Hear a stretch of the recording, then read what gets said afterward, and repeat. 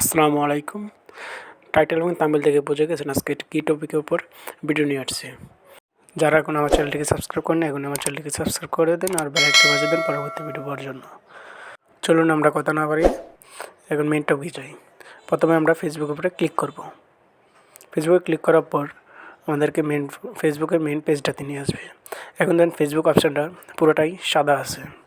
আমি নিচের দিকে যাই এবং উপরে যাই, যে সাদাটা আছে যখন ডার্ক মোড করে নেব তখন কিন্তু একটা কালো হয়ে যাবে পুরো ওয়ালপেপারটা।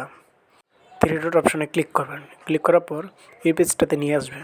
নিয়ে আসার পর সেটিংস প্রাইভেসি নামে একটি অপশান আছে নিচে, এটার উপরে ট্যাপ করবেন। ট্যাপ করার সাথে সাথে দেখেন আবারও একটা নতুন পেজ আসছে।